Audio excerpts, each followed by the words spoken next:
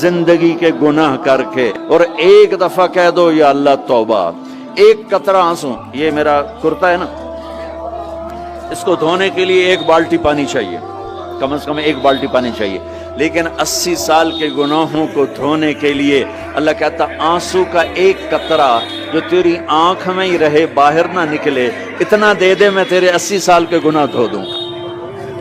ایک آدمی کہتا ہے جی مجھے تو رونا ہی نہیں آتا، کئی لوگ ملتے ہیں کہ جی مجھے تو رونا ہی نہیں آتا، تو میں کہتا ہوں ہائے کر سکتے ہو؟ کہا جی ہائے کر سکتے۔ میں کہا یوں کہہ دے ہائے میرے اللہ مجھے معاف کر دے، تو تیری ہائے تیرے 1000 سال کے گناہ دھو دے گی، تیرے کروڑ سال کے گناہ دھو دے گی۔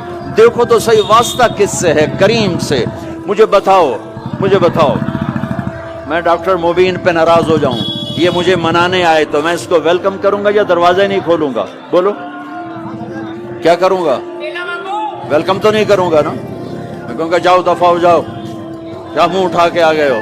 چلو ہم تو دوست ہیں، میری ماں ناراض ہو جائے میں منانے جاؤں گا، منہ ادھر کر کے بیٹھ جائے گی، منتیں کروائے گی، پیر پکڑوائے گی، خوش آمدیں کروائے گی، پھر معاف۔ اور میرا اللہ کیا ہے؟ من تقرب الیہ، ساری زندگی شراب زنا میں گزار دی، دانت ٹوٹ گئے، بال سفید ہو گئے، کمر جھک گئی، اب اس کو خیال آیا توبہ کروں، لوگوں نے تانے دیے جا جا اب تیری توبہ، تو شرم نہیں آتی؟ کعبہ کے منہ سے جاؤ گے غالب شرم تم کو مگر نہیں آتی، تو اور کہاں جانا ہے؟ اور کہاں نہ کہیں جہاں میں اما ملی، جو اما ملی تو کہاں ملی، میرے جرم خانہ خراب تیرے عفو بندہ نواز میں کدھر جائیں؟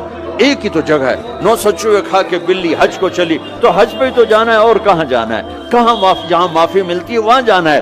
تم میں اتنے گناہ کریں کہ ایک ایک بال گناہوں میں جکڑا جائے، اور پھر ہم جا رہے ہیں، کہاں جا رہے ہو؟ کہ مسجد جا رہا ہوں اللہ سے صلح کرنے، تو وہ کہے گا یہ منہ اور مسور کی دال، اس عمر میں تیری توبہ۔ اور میرے اللہ کی خبر کیا آئی ہے؟ میرے کو فون کر رہا ہے، میرے اللہ کی خبر کیا آئی ہے؟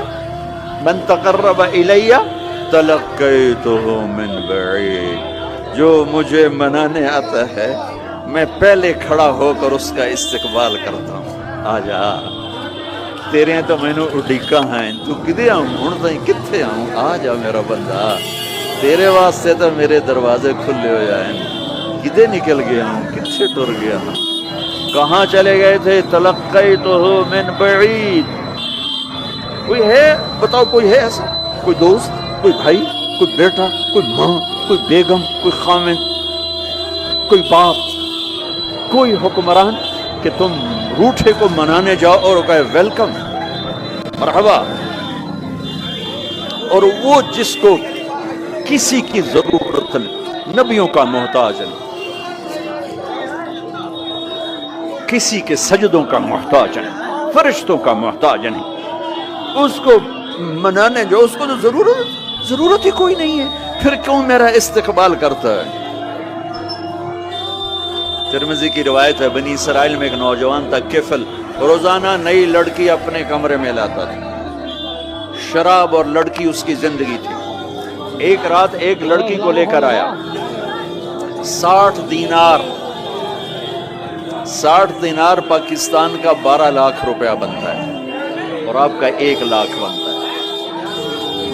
1 لاکھ رینڈ دے کر وہ ایک لڑکی کو لے کر آتا ہے، جب کمرہ بند کیا تو دیکھا وہ لڑکی رو رہی تھی، تو کفل کہتا ہے میں زبردستی تو نہیں لے کر آیا، ڈیل کر کے لایا ہوں۔ تو وہ روتے روتے بولی کفل طوائف نہیں، غریب،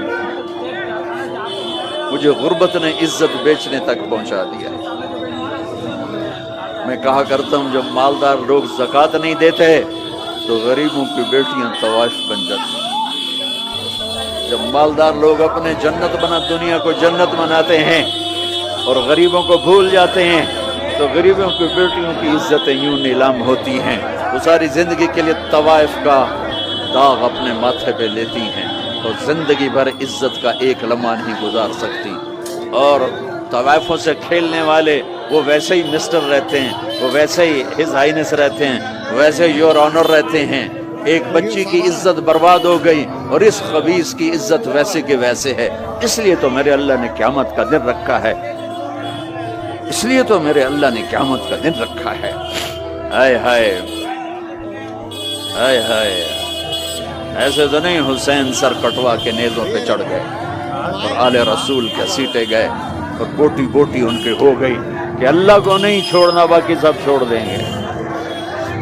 جس امت کے پاس کربلا کی تاریخ ہو وہ امت نماز چھوڑ دے, وہ امت جھوٹ بولے, شراب پیے, زنا کرے. جلا دو اپنی تاریخ کو, جلا دو اپنی کتابوں کو, جلا دو اپنی میراث کو. جو کرنا پھر جو مرضی کرو, کھلا دو حسین کی قربانی کو. یہ کوئی زندگی ہے جو ہم گزار رہے ہیں؟ وہ عورت رونے لگی, وہ لڑکی رونے لگی, کفل عزت